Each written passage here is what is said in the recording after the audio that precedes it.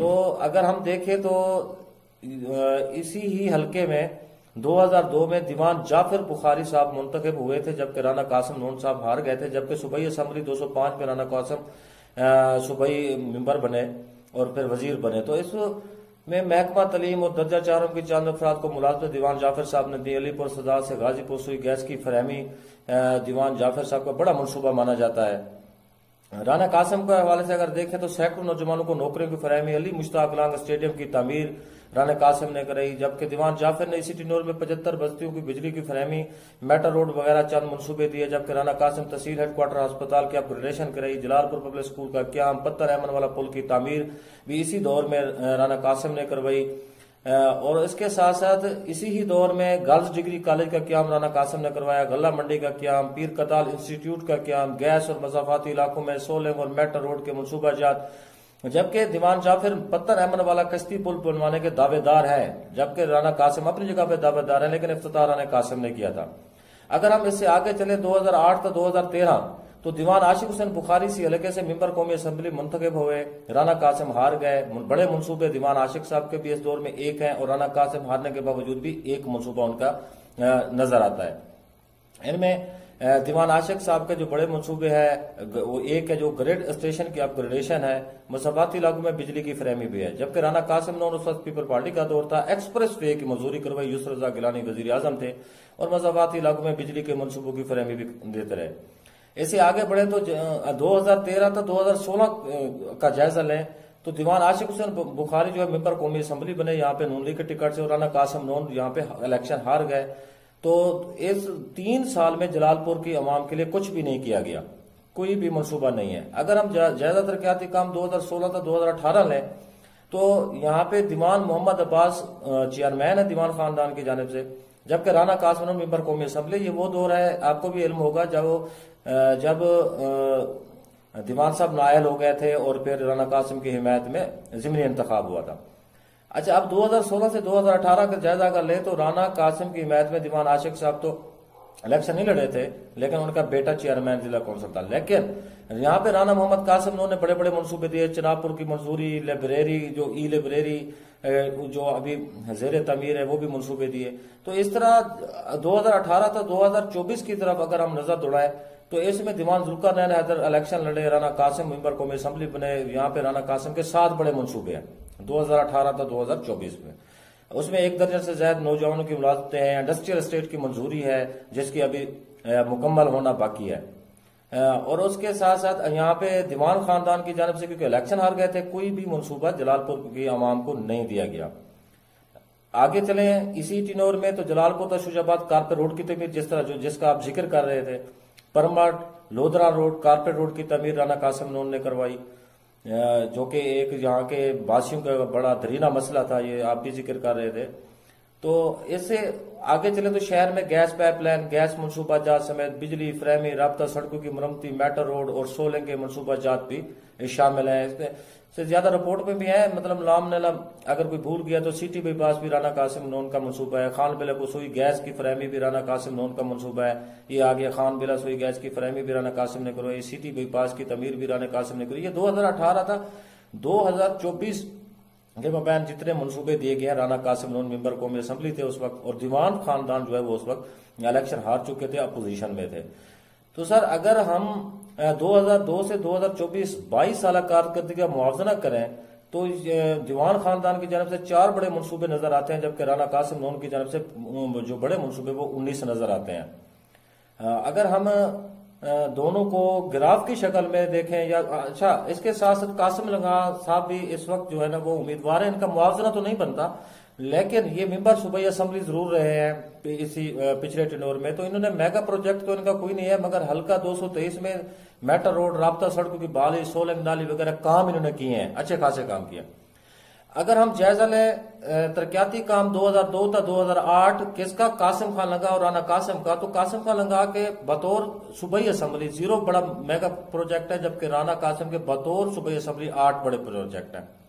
اگر ہم اس وقت کے تینوں جو مد مقابل امیدوار ہیں این اے پہ، ان کا کوئی چارٹ کے حوالے سے موازنہ کریں تو رانا قاسم 2002 سے 2024 تک 70% جو ہے وہ ترقیاتی کام کرا چکے ہیں، جبکہ دیوان عاشق صاحب 20% ہیں اور کاظم خان لنگار صاحب 10% پہ آتے ہیں۔ اگر ہم پیچھے چلتے ہیں 1990 سے 1993 کے جائزہ ترقیاتی کام لیتے ہیں تو دیوان عاشق حسین بخاری کے یہاں پہ قابل ذکر منصوبے ضرور ہیں۔ جلال پور کو تحصیل کا درجہ جو کہ سب سے اہم ہے، اور اس کے علاوہ ہائر سیکنڈری اسکول، 5 مضافاتی مڈل اسکولوں کا قیام، زرعی ترقیاتی بینک کا قیام، 20 علاقوں میں بجلی کی فراہمی، غازی پور، عنایت پور، خان بلا، لاڑ، جنوبی شجاعت پور، جہان پور سمیت دیگر رابطہ سڑکیں جو ہے وہ بھی دی گئی ہیں۔ اچھا، اگر ہم ان کا یہ موازنہ کریں کہ رانا قاسم جو 2002 سے 2024 22 سال کی جو کارکردگی بنتی ہے وہ 55% بنتی ہے بنسبت دیوان عاشق صاحب کے منصوبوں کے۔ بڑے منصوبے رانا قاسم کے 19 ہے، دیوان عاشق بخاری کے 16 جو ہے وہ بڑے منصوبے ہیں، اور 1990 سے 2024 تک دیوان عاشق حسین بخاری بنسبت رانا قاسم کے 45% جو ہے انہوں نے کام کرایا ہے، جو جتنے پروجیکٹ آئے ہیں۔ تو یہ تھے سر اتنے منصوبے جو دیے ہیں ابھی کہ جو دو باتیں نے کی ہیں۔ اگر دیوان گروپ دیکھیں، دیوان گروپ میں سے عاشق صاحب کھڑے ہوں، محمد عباس صاحب ہوں، ذوالقرنین صاحب ہوں، یا وہ کیا کہتے ہیں آپ نے دیوان جعفر صاحب ہوں، آپ کوئی بھی اٹھا کر کے دیکھ لیں تو وہ دیوان گروپ ہے۔ تو ان کی ایک قد کاٹ ہے، سیاست میں ایک عمر ہے، اس حوالے سے ان کے ٹوٹل کام 20 سے 25% ہیں۔ سیاسی عمر دیکھی جائے رانا قاسم نون صاحب کی تو انہوں نے بہت زیادہ کام ہے، اور یہ میں کہتا ہوں کہ بدبختی ہوگی حلقہ 224 اور این 153 جلال پور کی کہ وہ اگر ووٹ نہیں کاسٹ کرتے رانا صاحب کے حق تو یہ بہت بڑی بدقسمتی ہوگی۔ اس کے علاوہ بھی بہت سارے کام کیے رانا قاسم نون صاحب نے۔ اس بار جیتنا رانا قاسم نون صاحب کا حق ہے، اور رہی بات ان کے پارٹی کی تبدیل کر جانے کی، کبھی کس طرف چلے جاتے ہیں، تو انہوں نے یہ جو کچھ بھی کیا ہے تو وہ جلال پور کے عوام کے لیے کیا ہے۔ میں تو یہ سمجھتا ہوں ایک ہی جگہ پہ کھڑے رہنا، بھلے وہ غلط ہے بھلے وہ ٹھیک ہے، اسی کو سپورٹ کرتے رہنا، یہ تو کوئی دانشوری نہ ہوئی نا، یہ کوئی دانش مندی نہیں ہے، یہ کوئی عقل مندی نہیں ہے۔ عقل مندی یہ ہے کہ آپ اپنے حلقے کی عوام کو دیکھیں، اپنے حلقے کے مسائل کو دیکھیں، اور جہاں سے آپ اس طرف چلے جائیں۔ صحیح نہیں، یہ تو قاسم نون صاحب یہ بات تو رانا قاسم نون صاحب بہت سی جگہوں پہ کہہ چکے ہیں کہ پارٹی بدلنا مقصود میرا کوئی ذاتی فائدہ نہیں ہوتا، پارٹی بدلنے کا مطلب یا مقصد یہی ہوتا ہے کہ علاقے کا میں ترقیاتی کام ہوں جہاں سے فنڈ ملے۔ میں نے کہا جو آپ کہہ رہے تھے نا کہ شازیہ عباس کھاکی کا حلقہ 223 کی بات کریں تو وہاں پہ آپ بتا رہے تھے کہ وہ سٹرونگ ہیں، جبکہ میرے لحاظ سے جو میری رپورٹ ایک میں نے بنائی ہوئی ہے جو علاقے کا سروے ہے، اس سے مجھے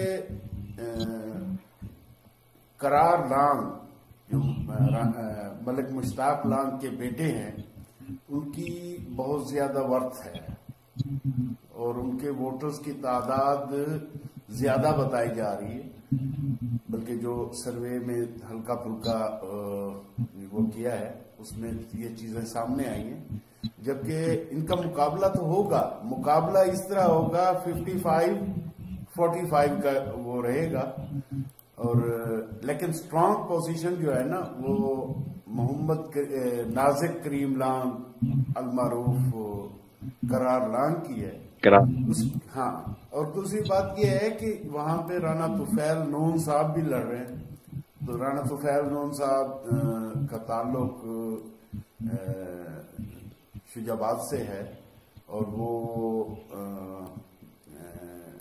اپنے یہ ہو گئے نا شوکت رانا شوکت صاحب، ان کے بھی ریلیٹیو ہیں، یہ رانا قاسم نون کے بھی ریلیٹیو ہیں، ان کی جو ریلیشنز ہیں پہلے کے شجاباد کے اندر وہ بھی ابھی تک قائم ہیں، ان کی ووٹرز کی تعداد بھی زیادہ ہے، جبکہ یہ شازیہ عباس کھاکی ایک بیوہ ہے اور محمد عباس کھاکی کی بیوہ ہیں، تو ان کا تعلق ایک کھاکی فیملی سے ان کے ہیں ووٹ، یہ نہیں ہے، لیکن سٹرونگ پوزیشن وہ نہیں ہے جو دیکھی جا رہی ہے۔ اصل میں سومرو صاحب میں اس میں یہ سمجھتا ہوں کہ قرار لانگ صاحب جن کا آپ ذکر کر رہے ہیں وہ بات آپ کی بالکل بجا ہے، ٹھیک ہے کہ ایک عرصے سے یہاں پر ان کی بھاگ دوڑ ہے 223 میں نلک لانگ صاحبہ کی، اور پھر لانگ برادری کا وہاں پر ہونا، یہ بھی ان کے لیے ایک بہت بڑی غنیمت ہے. لیکن یہ ہے کہ 223 میں جو نئے علاقے شامل ہوئے ہیں ان کے بارے میں یہ ہے کہ شازیہ عباس خاکی صاحبہ کا ورک وہاں پر زیادہ ہے غلام عباس صاحب کی وجہ سے، مرحوم کی وجہ سے. لیکن یہ بھی نہیں کہا جا سکتا فائنلی طور پر، میں نے بھی بات نہیں کی کہ وہاں پر جو ہے وہ شازیہ عباس صاحبہ ہی جیتیں گی. میں نے کہا کم از کم یہ ان کا مقابلہ ٹھیک ٹھاک ہونا ہے، اور یہ صورت نکل سکتی ہے کہ قرار صاحب ون کر جائیں یا شازیہ عباس خاکی صاحبہ ون کر جائیں. میں نے یہ بات بھی ساتھ میں کہی تھی کہ مہدی عباس صاحب جو ہے نمبر پر نظر آ رہے ہیں. یہ دیکھیں نا کہ نغمہ مشتاق لانگ میں پہلے یہ ٹینور جو گزرا ہے اس میں کیونکہ وہ ایم پی اے بھی رہی ہیں اور انہوں نے بہت زیادہ فنڈ جلال پور کو دینے کی بجائے وہاں پہ خرچ کیا ہے، تو اس کا بھی کچھ اثر ہوگا نا. جی کیونکہ کوئی خاص کام نہیں کیے. جی ایک قسم کا اگر دیکھا جائے تو جلال پور پیر والا لاسٹ ٹینور میں ایم پی اے کی مطلب ہے وہ ناموجود کی سمجھ لیں یا محرومی سمجھ لیں، اس کے اس میں گزرا ہے. ہاں بالکل، اس میں کوئی شک والی بات نہیں ہے کہ ایم پی اے ہونے کے باوجود جلال پور کا کوئی ایم پی اے نہیں تھا. جی کیونکہ نغمہ مشتاق لانگ ایم پی اے ہونے کے باوجود اس نے جلال پور کی خدمت نہیں کی. خدمت کیا، اس نے تو میرے خیال میں قدم بھی نہیں رکھنا گوارا کیا. میں وہ تو تخت لاہور سے نیچے ہی نہیں اتری. ان کے لیے شجر ممنوعہ قرار دے دیا گیا تھا نا جلال پور، کہ اگر ادھر آئی تو یہ شجر ممنوعہ ہے اور حرام ہے. نہیں میں یہاں پہ اختلاف کروں گا. نغمہ مشتاق لانگ صاحبہ کے اگر ترقیاتی کام دیکھیں تو ان کے بھی اچھے خاصے ترقیاتی کام ہیں، ثاقب صاحب اور شفیق صاحب. وہ پہلے ٹنور میں ہیں رانا صاحب، پہلے ٹنور میں انہوں نے کام کیے تھے. وہ اصل میں نئی آئی تھی نا اس میں اسمبلی میں. جی بالکل. تو ظاہر ہے نئے جو ہیں وہ برستے ہیں گرجتے ہیں، تو اس وقت جو ہے نا اس نے اپنی وہ دکھائی ہے کچھ، لیکن لاسٹ میں انہوں نے نغمہ مشتاق لانگ صاحبہ کے حوالے سے اگر آپ بات کر رہے ہیں تو نغمہ مشتاق لانگ صاحبہ کے ترقیاتی کام ہیں، انہوں نے کرائے ہیں. اس کے ساتھ ساتھ آپ یہ دیکھیں نا جلال پور کی سیاست کو آپ ڈسکس کر رہے ہیں تو دوسری چیز بھی تو آپ کو نہیں بھولنی چاہیے نا کہ جلال پور پیر والے کی عوام کو جتنا بھی میرے نزدیک ناقص ہی رہا ہے، ملک مشتاق لانگ کے احسانات اتنے ہیں جلال پور پیر والا تحصیل پہ کہ دیکھیں رانا محمد قاسم نون کی سیاست کہاں سے شروع ہوئی. رانا محمد قاسم نون سر میں صاحب کو آپ کی بات کو کاٹوں گا یہاں پر، اور آپ کی بات کو کاٹنا میں لازمی فرض سمجھتا ہوں. یہاں پر ہو رہی ہے ذاتی شخصیت کی بات، گروپ کی بات نہیں ہو رہی.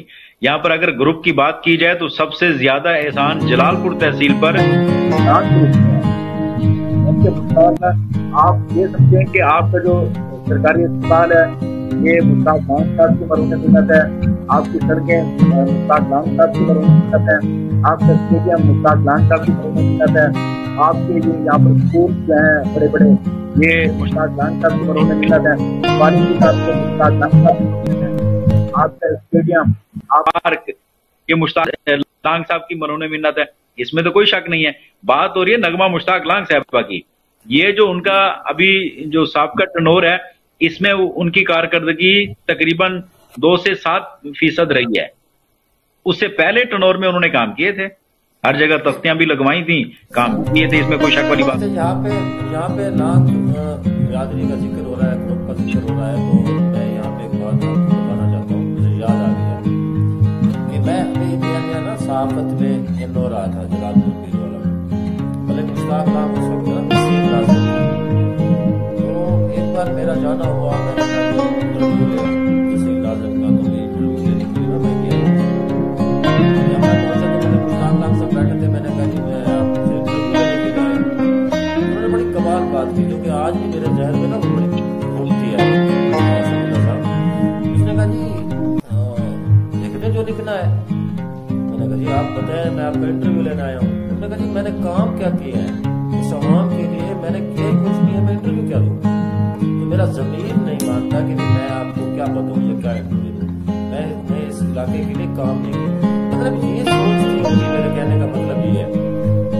آج کے جو سیاستدان ہیں ہمارے جتنے بھی، کیا یہ سوچ رکھتے ہیں یا نہیں رکھتے؟ تو ان کو رکھنا پڑے گی کہ ان کو اندر سوچنا پڑے گا کہ یار عوام سے ووٹ لے جاتے ہیں تو ہمیں کتنا کام کرنا چاہیے عوام کے مسائل کے بڑے مشتاق خان کے حوالے سے اگر بات کریں تو انہوں نے کوئی زیادہ اقتدار نہیں گزارا، اپوزیشن میں رہے، وہ سیاست کرتے رہے، لیکن ان کے دل میں ان کے الفاظ مجھے آج بھی یاد آتے ہیں، بڑے قیمتی، مجھے قیمتی لگتے ہیں یہ الفاظ، اور میں حیران ہوا، بڑا مجھے تعجب ہوا کہ جی ملک مشتاق لاکھ صاحب کیا کہہ رہے ہیں، میں بڑا متاثر ہوا ان کا بڑا اچھا، میں 5 منٹ بیٹھا رہا کہ چلو جی ایسے ٹھیک ہے، تو انہوں نے پھر مجھے بڑے وضاحت سے بات کی، انہوں نے کہا ٹھیک ہے، میں سمجھتا ہوں کہ جلال پور کی عوام کے لیے جو کچھ میں کرنا چاہتا تھا وہ میں نہیں کر پایا، نہیں کر پا رہا، تو میں کیا بتاؤں؟ تو اس لیے وہ ایک رانا محمد قاسم نون صاحب اگر 2002 میں الیکشن میں آئے، سیاست میں آئے، تو وہ ملک مشتاق لاکھ صاحب ان کو لے آئے۔ رانا قاسم نون کی میرے خیال میں جہاں تک میں جانتا ہوں وہ نہیں تھے سیاست میں آنے کے خواہش مند نہیں تھے، لیکن ان کو لایا گیا سیاست میں۔ وہ ملک مشتاق لاکھ صاحب کی کوشش تھی کہ یہاں اس علاقے میں یہ جلال پور والا جو واسی ہیں ان کے یہاں پہ بڑے مسائل ہیں، کیونکہ اس طرح کا کوئی ایسا بندہ لایا جائے جو جلال پور پیر والا کی سیاست میں آ کے اتفاق ڈالے اور یہاں کے جو لوگوں کے مسائل ہیں وہ کرے۔ اور اس پر رانا قاسم نون صاحب کو کریڈٹ دینا پڑے گا کہ انہوں نے ملک مشتاق لاکھ صاحب کے ویژن کو جاری رکھا، چاہے لانگ گروپ اور رانا نون گروپ کے درمیان اختلاف ہو گئے تھے، یہ دیوان گروپ کے ساتھ اختلاف ہو گیا تھا لانگ گروپ کا، لیکن رانا قاسم نون کو اس بات کا کریڈٹ دینا بنتا ہے کہ انہوں نے جو ویژن ملک مشتاق لاکھ صاحب کا تھا، جس ویژن کے تحت رانا قاسم نون صاحب کو لے ہے، اس ویژن پہ وہ چلتے رہے، گروپ ایک نہ رہا لیکن رانا قاسم نون کا ویژن چلتا رہا، اس بات کا دینا بنتا ہے اور میں تو دوں گا۔ لیکن یہاں پہ بات ہو رہی ہے سیاست کی کہ دیوان گروپ لانگ گروپ یہ ہے جلال پور کی سیاست کی، لیکن اب دھڑے بندی تبدیل ہو گئی ہے، اب جویا گروپ الگ ہو گیا ہے، وہ خود الیکشن لڑ رہے ہیں، لگا سیبان الگ ہو گیا ہے، وہ خود این اے پہ آ گیا، نئے امیدوار ہیں دیوان خان۔ تو اس میں جو سب سے جو بڑی دونوں سے میری یہی پینل کے جو میرے معزز مہمان ہیں ان سے میری ایک سوال ہے، اس پہ تھوڑی وضاحت کیجیے کہ میں تو یہ دیکھ رہا ہوں کہ رانا قاسم نون بنتے ہیں یا کاظم خان نگار بنتے ہیں یا دیوان عاشق بنتے ہیں، قطع نظر اس کی مین چیز دیکھنے میں جلال پور کی سیاست یہ ہے کہ کاظم خان نگار اگر دیوان عاشق بخاری سے بہت زیادہ لے جاتے ہیں تو پھر دیوان عاشق بخاری صاحب کی جو سیاسی ساکھ ہے اس کو کتنا نقصان پہنچے گا، یا کاظم خان نگار صاحب کم ووٹ لیتے ہیں، تو یہ ایک ہوا تھی اور ہمیشہ جو مختلف یہ جو کھڑے ہیں ان کی جانب سے دیوان عاشق بخاری کو بلیک میل کیا جاتا رہا کہ جی ہم آپ کو بنوا رہے ہیں، ہماری وجہ سے آپ بن رہے ہیں، تو لہٰذا میں نے آپ کو بنوا رہے ہیں۔ تو یہ میری نگاہ میں یا میری نظر میں یہ سب سے بڑا سوال ہے، یہ الیکشن میں جو دلچسپ صورتحال ہے وہ کاظم خان نگار اور دیوان عاشق بخاری کے مابین ہے۔ اب دیکھنا یہ ہے اور بلکہ سیاسی طور پر جو میچور لوگ ہیں میرے خیال میں وہ یہ دیکھ رہے ہیں کہ دیوان عاشق بخاری زیادہ ووٹ لیتے ہیں یا کاظم خان نگار زیادہ ووٹ لیتے ہیں، یہ چیز دیکھنے والی ہے۔ سمیع صاحب کیا آپ کیا دیکھ رہے ہیں؟ اگر بالفرض جس طرح آپ بار بار کہہ رہے ہیں کہ دوسرے نمبر پہ کاظم خان نگار آ رہے ہیں، تو کیا دیوان عاشق بخاری کی سیاست کو نقصان پہنچے گا کہ جس طرح آپ دونوں شفیق صاحب اور آپ بار بار یہ کہہ رہے ہیں کہ کاظم خان نگار کی جو ہے وہ پوزیشن دیوان صاحب سے بہتر ہے، یا آپ بھی بار بار یہ بتا رہے ہیں کہ کاظم خان نگار دوسرے نمبر پہ آئیں گے، این اے 153 کی بات ہو رہی ہے، تو میں یہ دیکھ رہا ہوں کہ رانا قاسم نون کامیاب ہوتے ہیں، دیوان عاشق ہوتے ہیں یا کاظم خان ہوتے ہیں، قطع نظر اس کے میں جو چیز دیکھ رہا ہوں یا جو جلال پور کی سیاست میں اب ایک دلچسپ رخ اختیار کر لے وہ یہ ہے کہ کاظم خان نگار اگر زیادہ ووٹ لے جاتے ہیں دیوان عاشق بخاری سے تو دیوان عاشق بخاری کی سیاست کو کتنا نقصان ہوگا، ان کی جو ایک سیاسی شخصیت ہے یا ان کے علاقے میں ایک بہت بڑی دیوان خاندان کی گرپ رہی ہے، اور ایک یہ چیز ان کی رہی ہے کہ وہ یہ حلقہ جلال پور کی سیاست دیوان خاندان کے گرد ہی گھومتی ہے، چاہے وہ خود ہوں یا چاہے وہ کسی کو اپنا حمایت کسی کی کر رہے ہوں، تو کیا اگر قاسم خان لنگا زیادہ ووٹ لے جاتے ہیں تو پھر دیوان عاشق صاحب کی سیاست کہاں کھڑی ہے؟ اس میں دو باتیں ذکر کرنا چاہوں گا. ایک تو وہ کہتے ہیں کہ من و سلوا جسے کہتے ہیں اتر جانا، تو میرے نزدیک جلال پور کی عوام کے لیے یہ من و سلوا ہے کہ 20 امیدوار اس وقت موجود ہیں. فائدہ یہ ہوگا کہ جو کوئی بھی منتخب ہوگا تو وہ ایڑی چوٹی کا زور لگا کے کام کرے گا تحصیل میں، جلال پور کے حلقہ میں، تاکہ آئندہ کے لیے وہ انتخاب میں الیکشن لڑنے کا متحمل ہو سکے. ایک تو یہ بات ہے. دوسری بات اس میں یہ ہے کہ دیوان خاندان اپنی سیاسی اوقات کو بچانے کے لیے وہ سر حلقہ 224 میں جیتے ہیں. ان کا ٹارگیٹ ہے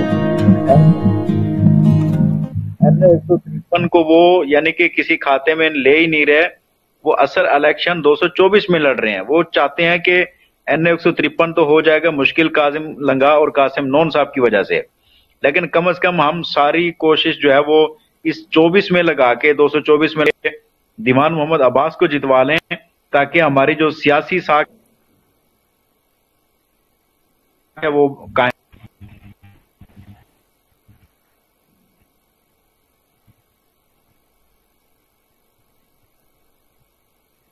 سمیلہ صاحب آپ کی آواز نہیں آ رہی.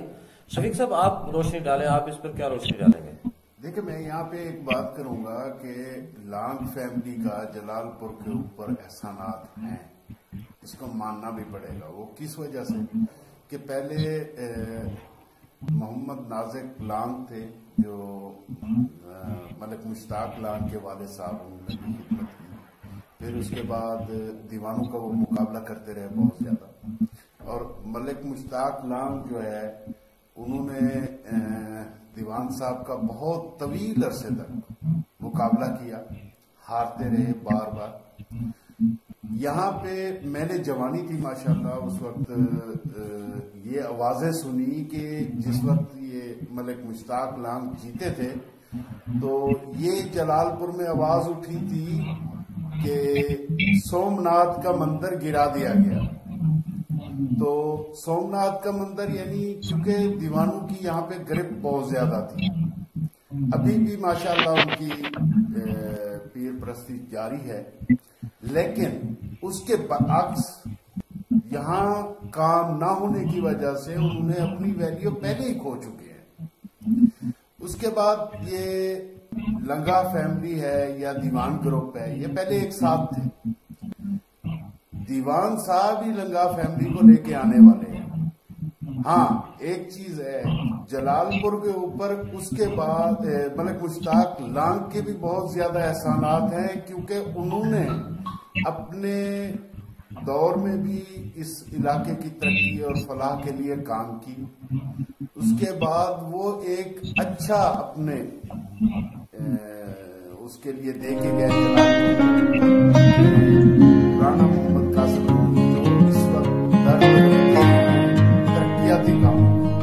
یہ ایک الگ چیز ہے کہ وہ عوام کے اتنا قریب نہیں ہے. چند لوگ، میں یہاں پہ لفظ بولنے والا تھا، چند چمچے جو ان کے بہت زیادہ قریب ہیں، وہ لفظ جو ہے وہ ایسے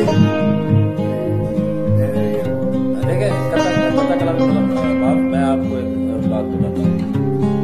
رانا کی جس طرح صاحب فرما رہے تھے کہ رانا قاسم نون صاحب کی غلط ہوا بنائی، اور ایک جو ہے نا ایک نظریہ بن گیا لوگوں کا کہ رانا قاسم جو ہے اخلاق کے یا اس طرح کے معاملات ہیں، اور ان کا روپ راب ایسا ہے کہ لوگ وہ ڈرتے ہیں میرے خیال میں، یا یہ جرأت نہیں کرتے.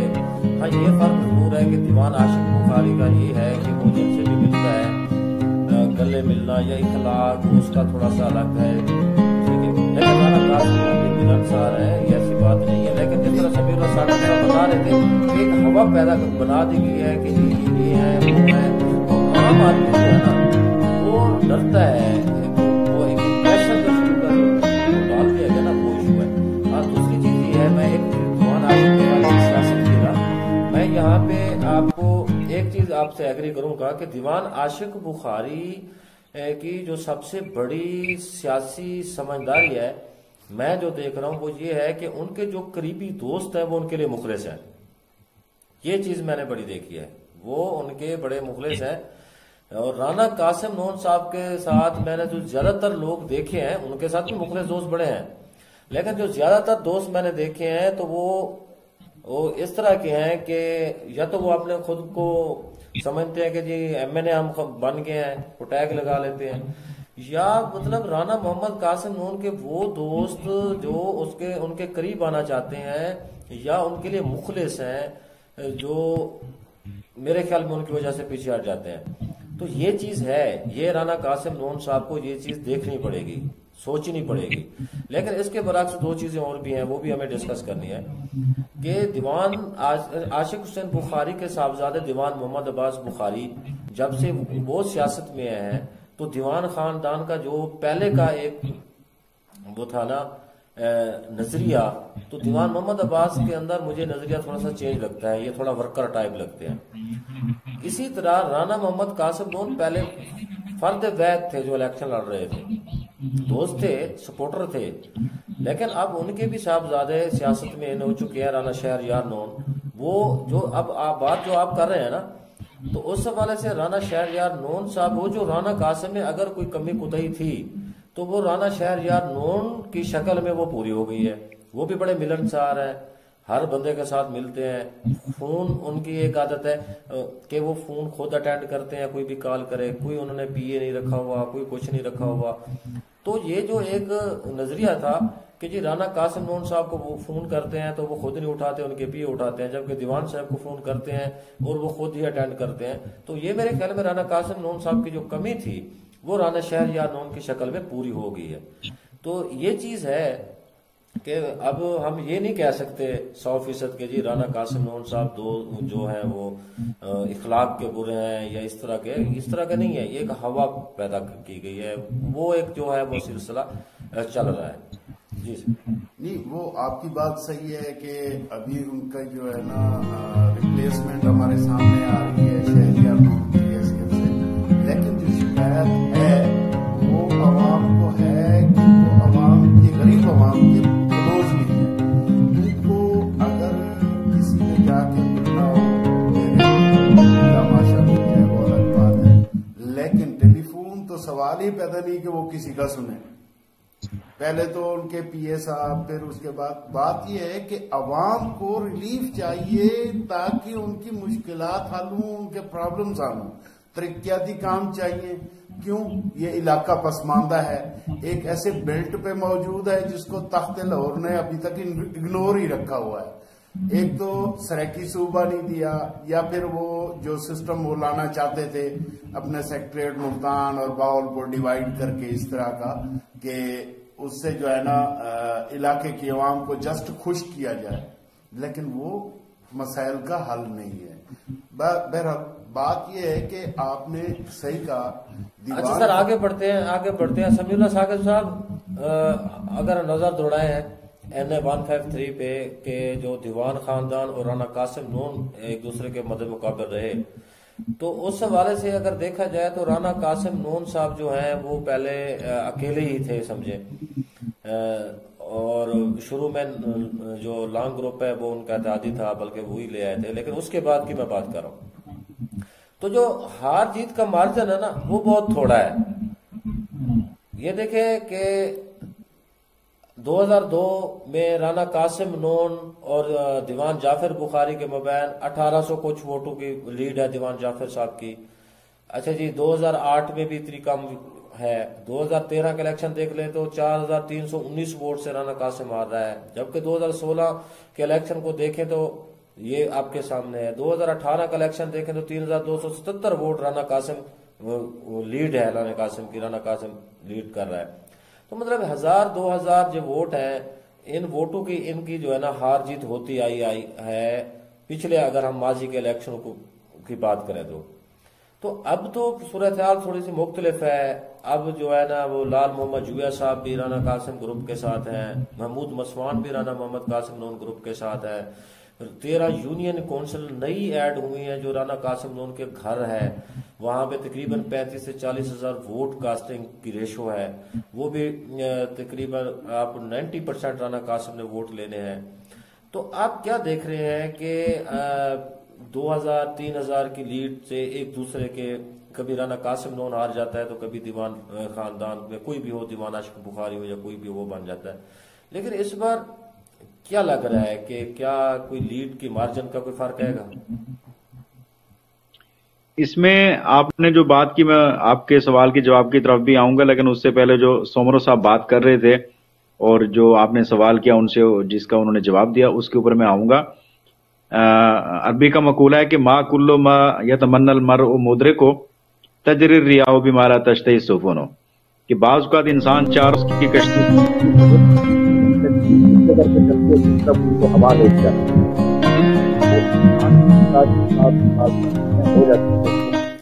ہے اپنی طور پر، کیونکہ اس کے پاس کوئی اور دوسرا حل نہیں ہوتا۔ رہی بات قاسم نون صاحب کی، تو یہ ہر ایک انسان کا اپنا مزاج ہوتا ہے، جیسے کشتیوں کا مزاج ہے، جیسے ہواؤں کا مزاج ہے، جیسے طغیانیوں کا مزاج ہے، طوفانوں کا مزاج ہے، اسی طرح سے قاسم نون صاحب اور دیوان صاحب، یہ ہر ایک انسان اپنا ایک مزاج لے کر کے پیدا ہوتا ہے۔ اگر کچھ ترشی ہے، کچھ تلخی ہے قاسم نون صاحب کے مزاج میں، تو ان کے اس کے مقابلے میں پھر انہوں نے ترقیاتی کام دیے آپ کو، بہت سارے کام کیے۔ اچھا، اسی طرح سے آپ آ جائیں کہ دیوان گروپ میں ترشی نہیں ہے، تلخی نہیں ہے، بڑے ملنسار ہیں، تو اس کے بدلے میں انہوں نے آپ کو کام نہیں دیے ہیں۔ تو یہ موازنہ آپ یہ برابر برابر پہ چلے گا۔ اب آتے ہیں آپ کے سوال کی طرف کہ لیڈ کیا ہوگی۔ تو میں سمجھتا ہوں کہ جہاں یہ 2000-3000 کی لیڈ آ جاتی تھی اور یہ مقابلہ، تو اب بھی ریشو وہی چلے گا۔ اس کی کیا وجہ ہے؟ اب لاکھوں پہ ووٹ کاسٹ نہیں ہونے، اب بات ہے ہزاروں پر، کیونکہ امیدوار بہت سارے ہیں، اور جو جس حلقے سے اٹھ رہا ہے تو کم از کم اس کا اپنا حلقے ہی علاقے سے 5000 8000 10000 نکالے گا، تو باقی یونین کونسل بھی اس کے لیے موجود ہیں، وہاں سے بھی 1-1 2-2 3-3 ہزار کے ووٹ جو ہے اس نے لینے ہیں۔ تو لہٰذا یہ جا کر کے میرے خیال میں ریشو بنے گا وہی 1000 2000 3000 کا جو ہے وہ لیڈ اوپر نیچے آئے گی۔ لیکن جیسے لاکھوں ووٹ ہوتے تھے جی، 1 لاکھ سے وہ زیادہ لے گیا اور وہ 1 لاکھ سے 2-3 ہزار نیچے رہ گیا، تو یہ صورتحال نہیں ہوگی۔ جی شفیق صاحب۔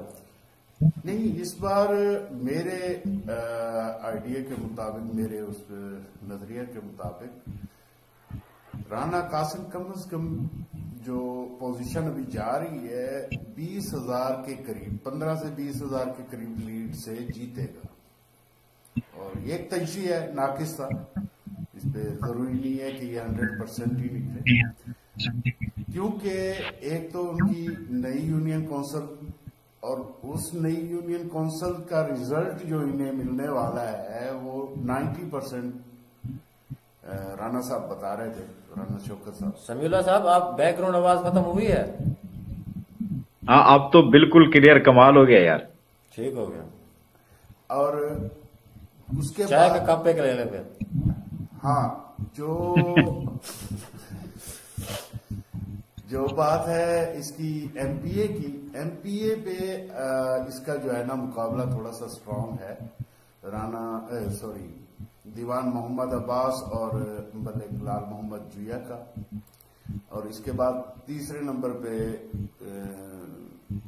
یا تو ایوب گلو صاحب یا پھر محمد اکرم کنو صاحب، ان میں سے کوئی ہوگا۔ تو زیادہ تو چانس دیکھیں کیا ہوتا ہے، نہیں کچھ کہنا چاہتا، ابھی مارجن ہوگا، لیکن یہ صوبائی پہ اس کا جو ہے نا بہت زیادہ سٹرونگ رہے گا۔ ابھی چل رہا ہے اس وقت بہت زیادہ 49-51 پہ چل رہا ہے میرے نظریے کے مطابق۔ اچھا، آپ کیا سوچ رہے ہیں ثاقب صاحب، یہ جو جماعتیں ہیں، دینی جماعتیں، یہ اب یہ 3 جماعتیں اس وقت جلال پور پیروالا میں الیکشن لڑ رہی ہیں 224 پہ۔ ایک تو جماعت اسلامی ہوگی، جمعیت علماء اسلام ہو گیا، اور تحریک لبیک ہو گئی۔ یہ اگر جو ڈیوائیڈ ہوا ہے یہ ووٹ کہ 3 جماعتوں میں ڈیوائیڈ ہوا. اگر یہ مشترکہ امیدوار کھڑا کرتے تو زیادہ بہتر نہیں تھا؟ اصل میں سومرو صاحب پہلے تو میں خوشخبری دیتا چلوں کہ میرے پاس تقریباً آدھے گھنٹے سے بارش ہو رہی ہے.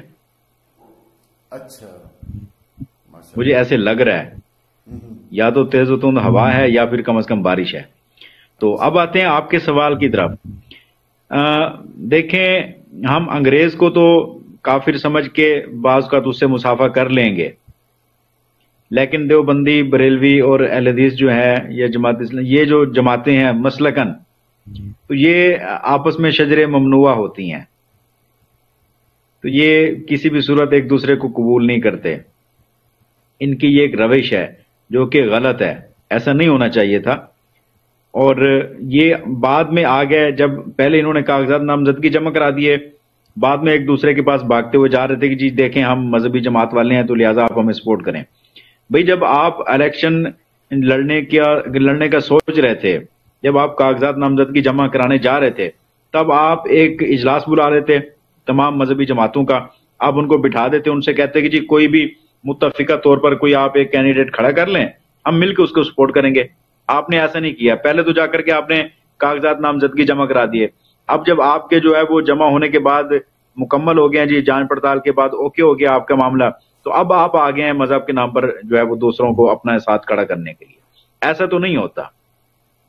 میں اسی لیے کہہ رہا تھا کہ جو پہلے جو لمبا مارجن جاتا تھا نا، کہ لاکھوں کے اوپر جا کر کے ووٹ کاسٹ ہوتے تھے، اب اس طرح سے نہیں ہوں گے. یعنی کہ 1 لاکھ اس کا 85,000 90,000 95,000. تو ان جماعتوں نے بہت سارا ووٹ توڑنا ہے. مذہبی جماعتوں میں کرین جو ہے، میرے خیال میں کرین ہی ہے لبیک والوں کی، تو لبیک والے جو ہے وہ مذہبی جماعتوں میں اوپر رہیں گے. دوسرے نمبر پر رہے گی شاید کہ جماعت اسلامی، اور تیسرے نمبر پر آئے گی جلال پور میں JUI. وہ آپ کی بات میں سمجھ رہا ہوں، لیکن بات یہ ہے نا کہ اس وقت قومی اسمبلی کے لیے 5,95,000 ووٹ کاسٹ ہیں. ابھی اس میں کیا پرسنٹیج رہتی ہے، کیا ریشو ٹرن آؤٹ رہتا ہے، وہ تو کچھ کہنا قبل از وقت ہے. لیکن میں جو سومرو صاحب، جی جو جلال پور میں آپ بتا رہے ہیں کہ اتنا ووٹ ہے N153 میں، تو اس میں سے تو آپ کم از کم 2.5 لاکھ وہ لوگ نکال دیں جو روزگار کے سلسلہ میں جلال پور کے حلقہ سے باہر ہیں. وہ یا تو آپ 2.5 لاکھ جو نکالیں گے اس میں سے آدھے آپ نکال دیں کہ وہ روزگار کے سلسلے میں باہر ہیں، اور آدھے ایسے ہیں جو ووٹ کاسٹ کرنے کے لیے گھر سے نکلیں گے ہی نہیں سرے سے. باقی ووٹ پیچھے بچتا ہے 2.5 لاکھ 2.25 لاکھ، اور 2.25 لاکھ یا 2 لاکھ جو ووٹ ہے وہ تقسیم ہوگا ان کینڈیڈیٹس میں. نہیں، وہ ٹرن آؤٹ جو بھی رہتا ہے وہ تو کچھ قبل از وقت ہے، وہ تو کل ہی پتہ چلے گا کہ پرسوں ہی پتہ چلے گا کہ کیسے چلتا ہے. لیکن میرا کہنے کا مطلب یہ ہے کہ اگر جماعت اسلامی اور تحریک لبیک اور جمعیت علماء اسلام فضل الرحمان گروپ اگر فرض کیا 5,5 10 ہزار ووٹ لیتے ہیں یا 20,000 لیتے ہیں، جو بھی لیتے ہیں، اگر یہ تینوں جماعتیں ایک ساتھ ہو جاتی، دینی جماعتیں ایک ساتھ ہونے سے یہ فرق پڑتا کہ ان کا جو امیدوار مشترکہ ہوتا وہ اسٹرانگ ہوتا، ان کے کوئی ووٹ کاسٹ ہوتے، اس کو کوئی سامنے آتی پوزیشن، بلکہ جیتنے کے مواقع بھی مل سکتے تھے. کیوں؟ لاسٹ ٹائم سے یہ سیاسی پارٹیوں کو سب دیکھ چکے ہیں، اور ان سیاسی پارٹیوں میں ایسے بھی ووٹرز موجود ہیں جو، بلکہ میں یہ کہہ رہا ہوں کہ شاید اس کی ان تینوں جماعتوں کی کوشش سے ایسا مضبوط امیدوار ہو سکتا ہے جو کامیاب بھی ہو سکتا ہے. اس میں میرا نقطہ نظر تھوڑا سا مختلف ہے. آپ کی بات اپنی جگہ بالکل درست ہوگی. میرا نقطہ نظر یہ ہے کہ میں ایک مذہبی جماعت سے تعلق رکھتا ہوں. اگر ہم علماء کی جماعت اکٹھے بھی ہو جائیں تو ہم نے اپنے تئیں یہ ایک ظلم کیا ہوا ہے کہ اپنے مسلک میں دوسرے مسلک کی مخالفت اتنی کوٹ کے بھرتی ہوئی ہوتی ہے کہ اگر ہم ایک جگہ اکٹھے ہو بھی جائیں، عوام اکٹھے ہونے کے لیے تیار نہیں ہوگی، تو ووٹ پھر بھی نہیں ملے گا.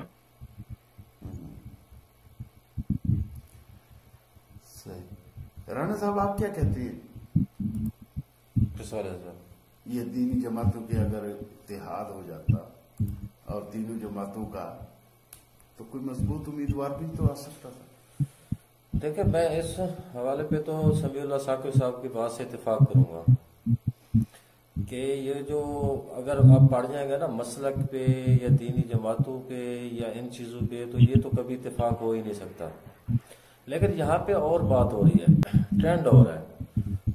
ٹرینڈ یہاں پہ اگر بڑھنا ہو، اگر ان ساری چیزوں سے کسی پارٹی نے کامیاب ہونا ہوتا یا پیک پہ جانا ہوتا تو پھر وہ جماعت اسلامی سب سے پہلے ہوتی. یہاں اور چیز ہے، یہاں پہ ہماری ترجیحات کیا ہے، ہماری ترجیحات دیکھنی پڑے گی کہ ہماری ترجیحات کیا ہے. ہماری ترجیحات ہیں مختلف، دینی جماعتوں کی ترجیحات مختلف ہیں، وہ ہمیں سمجھ نہیں آتی. یہ وجہ ہے میرے خیال میں. آپ کی بات بھی صحیح ہے. اس میں کوئی دو رائے نہیں ہے کہ دینی جماعتوں کی ترجیحات تعصب ہیں، آپس میں بد اخلاقی ہے، اختلاف ہے. یہ اصل میں چیز خراب کرتی ہے جس کی وجہ سے علماء اکٹھے نہیں ہو پاتے، اور یہ چیز رچانے والے، بسانے والے، آگے بڑھانے والے خود علماء ہیں.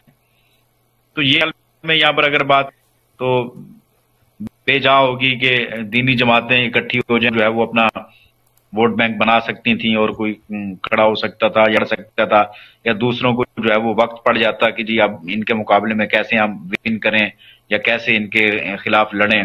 تو یہ بات نہیں ہے. عوام الناس نے بھی تعصب پالے ہوئے ہیں اندر اپنے آپ میں، اپنے مسلک کے لیے صرف وہ جنتی سمجھتے ہیں، باقی سبھی کو جہنمی سمجھتے ہیں. تو یہ مشکل ہو جاتی. سر تازہ اپڈیٹ دیتا جو آپ کو، بارش ہو رہی ہے، تو اچھی خاصی بارش ہو رہی ہے اس حوالے سے. تو ناظرین میں ساتھ ساتھ آپ کو یہ بھی آگاہ کرتا چلوں کہ ہماری جو ڈسکشن چل رہی تھی وہ حلقہ NA 153 جلال پور پیروالا، حلقہ PP 223 جلال پور پیروالا، حلقہ PP 224 جلال پور پیروالا کے حوالے سے چل رہی تھی، جس کا جو ٹائم ہے کمپین کا، جو امیدوار ہیں ان کا ختم ہو چکا ہے مکمل طور پر. کل کا دن ہے، پرسوں والے دن بروز 8 فروری کو الیکشن ڈے ہے. ووٹ آج 7 تاریخ ہے اور کل 8 تاریخ ہے. ہاں سوری، آج 7 تاریخ ہو چکی ہے، کل 8 تاریخ ہے، اور کل جو ہے وہ الیکشن جو ہم نے پولنگ ووٹ ڈالنے ہیں. یہاں پہ ایک میسج ضرور دینا چاہوں گا میں کہ ووٹ ضرور دیں، چاہے آپ کا جو پسندیدہ امیدوار ہو، جس کو دل چاہے آپ ووٹ دیں، لیکن اپنے ووٹ کو ضائع نہ کریں، ووٹ ضرور دیں. گولی لنگڑی جو یہ جمہوریت ہوتی ہے، یہ ملک کی ترقی کے لیے ضروری ہوتی ہے. جمہوریت کے علاوہ کوئی بھی ملک ترقی نہیں کر سکتا. خاص کر ہمارے پاکستان کے جو معاشی حالات ہیں اس وقت وہ بڑے افسوسناک ہیں. تو مہنگائی آپ کے سامنے ہے، تو ووٹ دیں، ضرور دیں، جسے دل چاہے دیں، جس کو آپ کا دل مانتا ہے وہ دیں. آپ کے ضمیر کی آواز ہے ووٹ، لیکن ووٹ دینا ضرور ہے، نکلنا ضرور ہے. سمیع اللہ ثاقب صاحب، ٹرن آؤٹ کے حوالے سے اگر ہم بات کریں تو اس حوالے سے آپ کہہ رہے تھے کہ ٹرن آؤٹ بہت کم پڑے گا. اچھا، اس میں ایک اور چیز ہے، میری دونوں پینل کے دوستوں سے یہ سوال بھی ہے کہ ہم رونا روتے ہیں کہ جی مہنگائی ہو گئی ہے، یہ ہو گیا ہے، وہ ہو گیا ہے، یا فلاں پارٹی ٹھیک نہیں ہے، یا فلاں لیڈر ٹھیک نہیں ہے.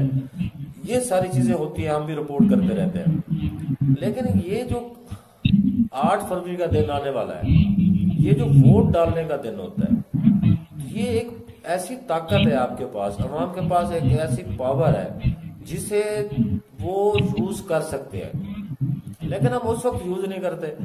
اس کے بعد ہم رونا روتے ہیں مہنگائی ہو گیا جی، فلاں لیڈر برا ہے جی، فلاں پارٹی غلط ہے جی، اس کا یہ ہے جی، وہ ہے جی. تو یہ چیز جو ہے یہ قابل غور ہے. کیا کہیں گے سمیع اللہ صاحب؟ اصل میں شوکت صاحب آپ کا سوال بڑا کمال کا ہے، اس پہ جواب بھی کمال کا ہی ہونا چاہیے. جواب یہ ہے کہ 5 سال کے بعد اپنا انتخاب لڑنا اور کرنا، اور لیے کسی اچھی چیز کو چوز کرنا، یہ باشعور لوگوں کا، باشعور قوموں کا جو ہے وہ ترہ امتیاز ہے، بے شعور قوم کا نہیں۔ ہم وہ لوگ ہیں جو پورے 5 سال دوسروں کو غلط کہتے ہیں، چور چور، یہ وہ سب کچھ الزام، یہ وغیرہ، سوئس بینکس، یہ ہر ایک چیزیں گے۔ 5 سال کے بعد جب الیکشن کا ٹائم آتا ہے تو یہ ساری چیزیں ہمارے اندر سے نکل جاتی ہیں، اور پھر ہم ایک بھیڑ ہوتے ہیں، اور آگے ایک بھیڑ چلے گی، پیچھے پورا کا پورا جو ہے وہ اس کا ریوڑ اس کے پیچھے بھاگتا چلا جائے گا۔ ہم نہیں دیکھیں گے اگلی بھیڑ جہنم میں جا رہی ہے، جنت میں جا رہی ہے، پانی میں جا رہی ہے، کنویں میں جا رہی ہے، نہیں، بس وہ آگے جا رہی ہے اور ہم پیچھے اس کے دوڑتے چلے جائیں گے۔ تو یہ جو عقل ہے، یہ دماغ ہے، یہ ہم الیکشن کے دنوں میں نہیں لگاتے، یہ باقی کے 5 سال میں ہم لگاتے ہیں صرف۔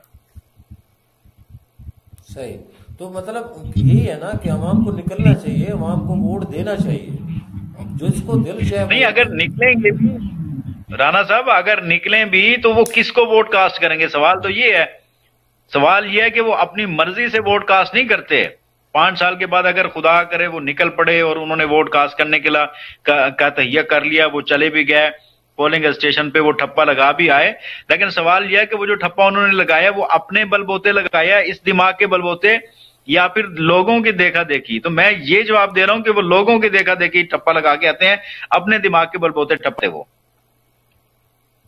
صحیح نہیں، وہ ٹھیک ہے، وہ آپ کی بات ٹھیک ہے، وہ ووٹ دیں، جسے دل چاہے دیں، دینا چاہیے، لیکن ووٹ تو دینا چاہیے نا۔ یہ تو نہیں ہے کہ گھر بیٹھے رہے کہ جی ہماری پسند کا امیدوار نہیں ہے یا ہماری پسند کی پارٹی نہیں ہے۔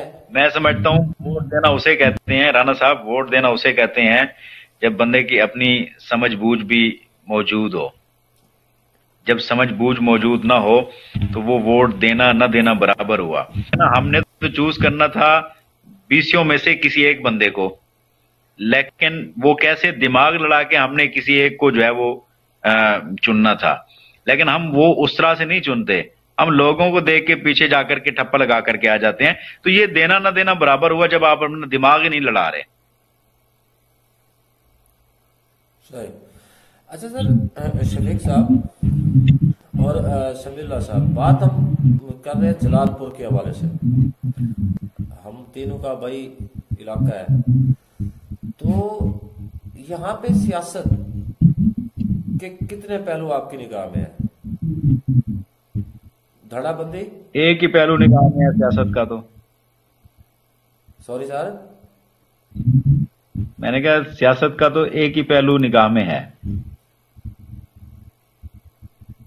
کھاؤ پیو موج۔ نہیں، قطع نظر اس کے میں اپنی ایک رائے رکھ دیتا ہوں آپ کے سامنے۔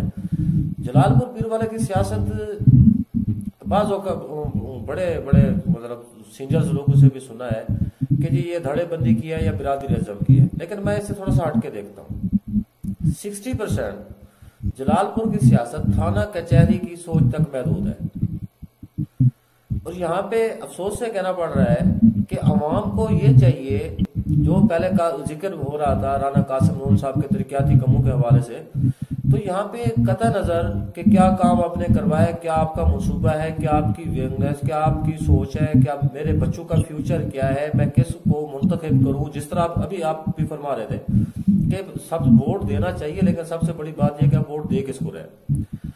تو یہ ساری چیزیں یہاں جلال پور میں، میں نے کہا جلال پور بلکہ جنوبی پنجاب کے اگر حوالے سے ہم بات کریں تو ہماری جو سوچ ہوتی ہے وہ یہ ہوتی ہے کہ جی تھانہ کچہری کا کام ہو جائے۔ میں نے یہ دیکھنا ہے جی سمیع اللہ ثاقب صاحب ہیں، ان کی تھانے میں اچھی پہنچ ہے، اچھی اپروچ ہے، تو چلو جی ٹھیک ہے، سمیع اللہ ثاقب صاحب کو میں ووٹ دے دیتا ہوں، چلو میرا بندہ تو تھانے سے چھڑوا لے گا، یا میرا کوئی جائز یا ناجائز تھانے سے کام کروا لے گا۔ تو تھانے کچہری کی جو سیاست ہے یہ مستقل ہمارے جلال پور پیروالا میں موجود کھڑی ہے، اور جو سیاستدان ہیں انہوں نے بھی سمجھ لیا ہے کہ جی یہاں کے جو لوگ ہیں انہوں نے تھانہ کچہری کی بات ہی کرنی ہے، کوئی ڈیولپمنٹ کرنے کا فائدہ ہی نہیں ہے، بندے چھڑوائے رہے ہیں، بندے اندر کرانے ہیں، جائز ناجائز پرچہ FIR درج ہونی ہے، ٹھیک ہے۔ تو یہاں پہ مطلب ہم ووٹ دیتے تھانہ کچہری کی سیاست کرتے ہیں، ووٹ دیتے وقت بھی ہم یہی سوچتے ہیں کہ کون تھانے میں مضبوط یا تگڑا تھانے میں کام کرا سکتا ہے۔ اور جو سیاستدان ہیں انہوں نے بھی ہمیں اسی کام پہ لگا دیا، انہوں نے ہماری نفسیات سمجھ لی ہے کہ یہ ان کو کام چاہیے تھانے کچہری کے کام دیتے رہو بھائی، باقی بھول جاؤ۔ یہ میں ذاتی ایک نظریہ ہے، آپ کیا کہیں گے؟ بات یہ ہے اس میں کوئی شک والی جی سومرو صاحب جی مہربانی۔ بات یہ ہے کہ یہاں پہ وہ جو ووٹرز ہیں وہ زیادہ تر یہ دیکھتے ہیں کہ تھانہ کچہری یا ہمیں آٹا کون لے کے دے گا، ہمارے جو بل ہے اس کو کون صحیح کرا کے دے گا، یا اس طرح کی جس کی اپروچ زیادہ جو ایک قسم کا تھوڑا سا بدماش ٹائپ ہو اس کو زیادہ پسند کرتے ہیں۔ یہ آپ کی بات بالکل میں اتفاق کرتا ہوں اس سے۔ اس کی وجہ اصل میں کیا ہے، کبھی کسی نے جاننے کی کوشش کی ہے؟ اس کی اصل وجہ تعلیم نہ ہونے کے برابر ہے۔ اگر تعلیم ہے بھی صحیح تو وہ فرضی تعلیم ہے، رٹا لگاؤ اور اپنا جو ہے نا کلاس پاس کی 33% نمبر ہے اور ختم۔ کبھی کسی بھی استاد نے یا کسی بھی ٹیچر نے ایک اچھا معاشرہ کریٹ کرنے کی کوشش نہیں کی۔ میں اس میں معذرت خواہ ہوں اساتذہ سے کہ میں ایسے، کیونکہ آج کل یہ چل رہا ہے بزنس تعلیم میں بھی، اصل ماحول ان کو، معاشرہ ان کو مل نہیں رہا، گورنمنٹ ان کو پرووائڈ نہیں کر رہی۔ ہمارا خود اپنا معاشرہ بھی ایسا بگڑ چکا ہے کہ ہم تھانہ کچہری آٹے کی لائن میں نہ لگے، جا کے سیدھا لے کے آئیں، ہمارا ایک بندہ ہو جو سب جگہ پہ ہمارے کام آتا ہے۔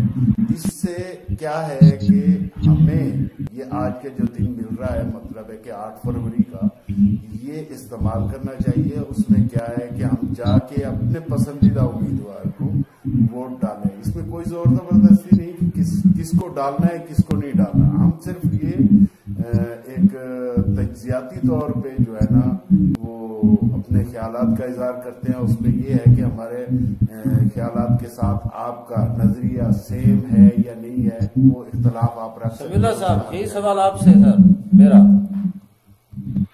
سر انہوں نے بہترین جواب دیا ہے کہ میں ویسے ایک مثال بھی دے دوں آپ کو۔ ابھی 2-3 دن پہلے ملک لال محمد جویا صاحب کا پروگرام تھا میرے پاس میری بستی میں، تو وہ میں نے ان کے سامنے 2-3 مطالبے رکھے۔ میں نے کہا میری بستی میں پرائمری سکول ہے، سب سے پہلے تو ہمیں یہ مڈل چاہیے، دوسرا گرلز الگ سے اور بوائز الگ سے، یہ 2 الگ پورشن چاہیے۔ تیسرا یہ کہ دراپور شرقی میں ابھی تک جو ہے وہ ایک بہت بڑا قصبہ ہونے کے باوجود محض ایک مڈل سکول ہے، وہاں پر ہمیں ہائی سکول چاہیے، اور خان بیلا میں ہمیں کالج چاہیے۔ تو یہ ہمارے مطالبے ہیں، اور بستی پونٹا کے اندر ہمیں ڈسپینسری بھی چاہیے۔ اس کے لیے میں نے کہا جی میں اپنی زمین وقف کرتا ہوں، آپ ہمیں ڈسپینسری۔ وہ کہنے لگے جی دیکھیں یہ جو آپ نے جن چیزوں کا ذکر کیا ہے تو یہ تو میں تو الٹا ان چیزوں کے ٹھرکی ہوں، یعنی کہ یہ کام کرانا مجھے بہت پسندیدہ کاموں میں سے ایک یہ میرا کام ہے۔ رہی بات تھانہ کچہری، تو تھانہ کچہری تو مجھے نہیں آتی، میں اس چیز کو صحیح سمجھتا ہوں، تھانہ کچہری میں کرتا ہوں، لیکن یہ جو آپ کے مطالبات ہیں یہ جائز مطالبات ہے، میں ان کو پورا کرنے کی کوشش کروں گا۔ تو ہمارے حلقے میں یہ کوئی 2 رائے نہیں ہے کہ لوگ تھانہ کچہری سے ڈر کر کے ہی کسی کو ووٹ دیتے ہیں۔ اگر آپ نے کسی کی مخالفت کرنے کی کوشش کی ہے کہ آپ اس کو ووٹ نہیں دے رہے، تو آپ یہ جان لیں کہ اگلے 5 سال میں کئی ایک بار ایسا موقع آئے گا کہ آپ کا نام جو ہے وہ نامعلوم میں داخل کر کے نامزد کر دیا جائے گا کسی بھی FIR میں۔ تو یہ تھانہ کچہری کا یہاں پر موجود ہے سسٹم۔ ایک تو یہ کہ آپ ڈر کی وجہ سے دیتے ہیں، دوسرا یہ بھی ہے کہ آپ اس طرح کے کام کرتے ہیں، زمینوں پر قبضے ہیں یا ناجائز معاملات ہیں جو آپ کرتے رہتے ہیں، بعد میں آپ کو جو ہے وہ MP MNA سے یا چیئرمین سے یونین کونسل کے اس سے جو ہے وہ تحفظ چاہیے ہوتا ہے، تو آپ کو پھر ایسا بندہ چاہیے ہوتا ہے جو تھانہ کچہری میں آپ کی بات منوا سکے، تو آپ اس لیے پھر اس کو ووٹ جا کر کے دیتے ہیں۔ تو اس میں کوئی 2 رائے نہیں ہے کہ ہمارے حلقہ میں، ہمارے علاقہ میں تھانہ کچہری کی ہی سیاست چلتی ہے۔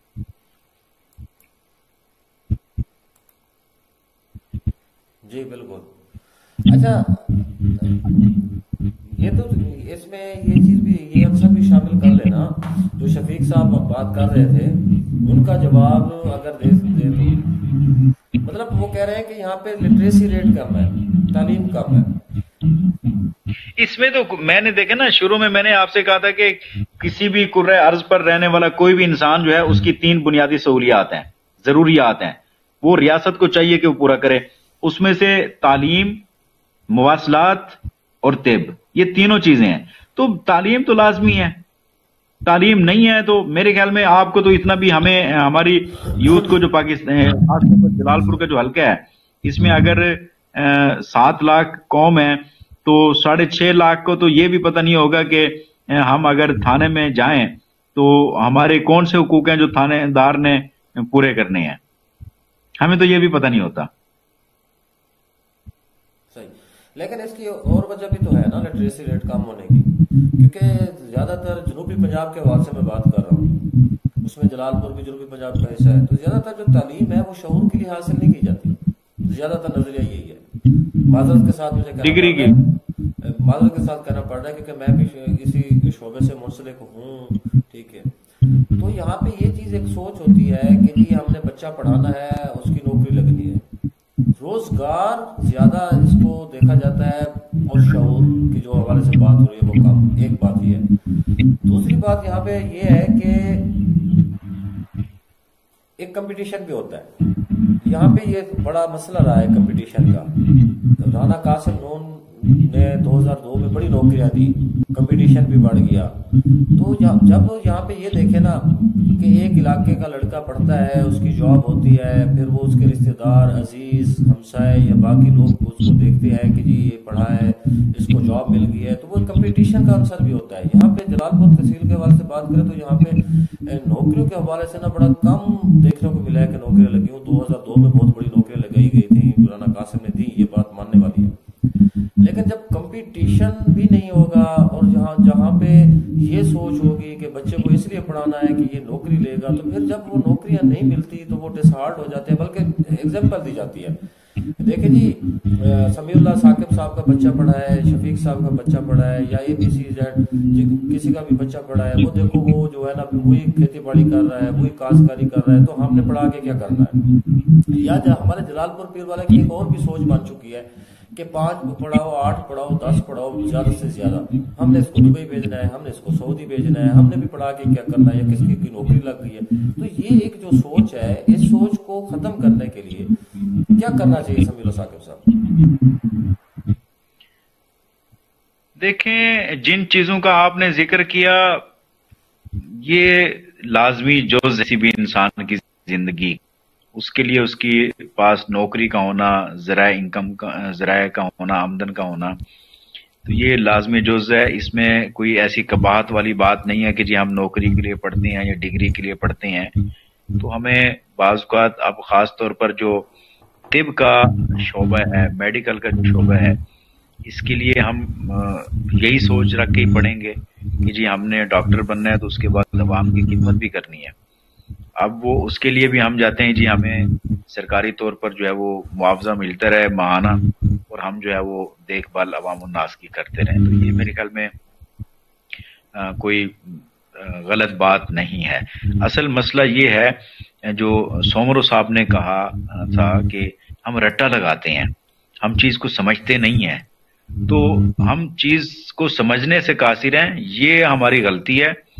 جیسے میں نے کہا کہ ہم ووٹ تو دے آتے ہیں لیکن اس کو دماغ سے سوچ کر کے نہیں دیتے کہ کس کو دے رہے ہیں اور کیوں دے رہے ہیں، اس ووٹ کے کاسٹ کرنے کی وجہ کیا ہے، کہ فلاں کے نشان کے اوپر ہم جو ٹکر رہے ہیں اس کی وجہ کیا ہے. تو وجہ ہمیں معلوم نہیں ہوتی، ہم دیکھا دیکھی چلے جاتے ہیں. تو پڑھتے بھی ہم لوگوں کی دیکھا دیکھی ہیں کہ اس کا بچہ پڑھ رہا ہے تو میں کیوں نہیں پڑھ رہا، میرا بچہ کیوں نہیں پڑھ رہا ہے. اس کا بچہ ڈگری کر گیا ہے تو میرے بچے کو ڈگری کیوں نہیں ملی، اس کا بچہ فلاں سکول میں ہے تو میرا بچہ فلاں سکول میں کیوں نہیں ہے. تو ہم اس چیز کا تو مقابلہ کرتے ہیں لیکن شعور اور آگاہی میں مقابلہ نہیں کرتے کہ اس تعلیم کے حاصل کرنے کی وجہ کیا ہے، اس چیز سے ہم پیچھے ہیں. جی شفیق صاحب، بات یہ ہے کہ ایک تو ہمارا جو سسٹم ہے نا تعلیم کا، وہ بالکل ہی غلط ہے میرے حساب سے. وہ اس لیے غلط ہے کہ ہم نے ایسی چیزیں ڈالی ہوئی ہیں جو ہمارے فائدے کی نہیں. اصل میں ہمیں چاہیے کہ ہم اپنے معاشرے کو وہ معاشرہ بنائیں جس میں ایک زندگی گزارنے والا آدمی اپنی تمام تر وہ معلومات، وہ نالج نالج وہ چیز حاصل کر سکے تاکہ اس کی زندگی آرام سے گزرے. ابھی ہمیں سب سے پہلے تو یہ پتہ نہیں ہوتا کہ ہم نے بچے کو بنانا کیا ہے. کہتے ہیں جی ہم نے ڈاکٹر بنانا ہے, پڑھا رہے ہوتے ہیں پٹوار. ہاں جی, پڑھا رہے ہوتے ہیں پٹوار. ابھی میں آج گارنٹی سے کہتا ہوں کہ جتنے بھی گریجویٹ ہیں اگر ان کو اکٹھا کر کے ان سے پوچھ لیا جائے نا کہ میجرمنٹ کیا ہے, انچ کیا ہوتے ہیں, سینٹی میٹر کیا ہوتے ہیں, یا فٹ کیا ہوتے ہیں, یا گز کیا ہوتا ہے, یا میٹر کیا ہوتا ہے, تو وہ ان کو تقریباً میرے اندازے کے مطابق 90% بندوں کو یہ پتہ نہیں ہوگا اسٹوڈنٹ کو کہ یہ چیز ہی کیا ہے, جبکہ باہر کی جتنی تعلیم اور یہ ہے کہ یہ تو پرانی کی چیزیں ہیں. میں ایک چھوٹی سی بات کرتا چلوں کہ فارن میں پرائمری جو کلاسز ہیں اس میں جو لیڈیز ہیں ان کو انجیکشن تک لگانے کی تربیت دی جاتی ہے, جبکہ یہاں پہ آپ میٹرک والے سے پوچھ لیں کہ انجیکشن کیسے لگاتے ہیں یا کیا ہے, وہ پتہ نہیں. تو یہ بیسک چیزیں ہوتی ہیں کچھ, یہ ہمارے معاشرے میں بالکل بھی نہیں ہے. ہمیں یہ بھی پتہ نہیں ہے کہ ہم نے پڑھنا کیا ہے اور پڑھانا کیا ہے. استاد بھی جتنے بھی ہوتے ہیں, میری ان سے معذرت کے ساتھ, کہ ان کی تیاری نہیں ہوتی کہ ہم نے بچوں کو کیا بنانا ہے, کیا پڑھانا ہے, کیا وہ بننے جا رہے ہیں. تو یہ چیزیں جو ہے نا بیسک ہوتی ہیں, یہ بالکل ہی ہمارے اس میں رہ ہی نہیں. تو اس سے نہ تو ایجوکیشن ہوگی, نہ لٹریسی ریٹ اپ ہوگا, اور نہ ایک معاشرہ بنے گا, اور نہ وہ معاشرے کا بندہ ایک ووٹ کاسٹ کر سکے گا. اس کو ووٹ کا پتہ ہی نہیں ہوتا, اور نہ وہ سیاستدان جس نے ووٹ لینا ہے اس کو ایک چیز کا پتہ ہے, میں نے لاکھوں لگانے ہیں, اربوں کمانے ہیں. تو اس کے بعد نہ وہ قانون سازی ہوگی اور نہ ہی ملک ترقی کرے گا. یہ معیشت کی چیزیں ہیں, ہم سے بالکل ہی جو ہے نا وہ زیرو ہے.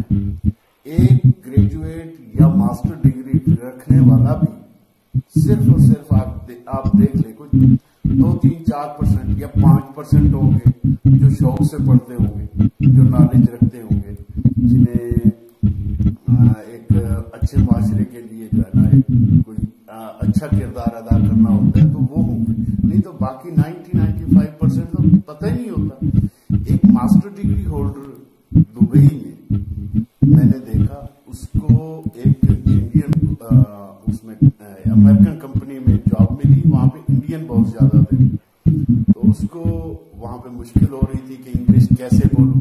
ماسٹر ڈگری اسلامیہ یونیورسٹی سے لی ہوئی, تو وہاں پہ 2 دن اس نے جاب کی, تیسرے دن چھوڑ دی. میری ایسی گپ شپ ہوئی, میں نے کہا یار تم وہاں پہ جاب کر رہے تھے, کیا ہوا؟ تو کہتا ہے پانی مانگنے کے لیے بھی انگلش بولنی پڑتی ہے, تو مجھے تو بات یہ ہے کہ ہمارا معاشرہ اس چیز سے بالکل ہی پیچھے رہ گیا ہے اور پیچھے ہے. سمیلہ صاحب آپ سن رہے ہیں ہمیں؟ سمیلہ صاحب 30% کنٹینیو. جی رابطہ ہو گیا دوبارہ بار سمیلہ صاحب کے ساتھ سن رہے ہیں؟ سمیلہ صاحب جی جی بالکل بالکل آپ کے ساتھ ہوں. اچھا چلو, ہماری سیاست پہ بات ہونی تھی اور بات تعلیم پہ اور ادھر چلی گئی. تو سمیلہ صاحب ساؤنڈ آ رہا ہے آپ کو؟ جی بالکل آ رہا ہے, جی بالکل آ رہا ہے. اچھا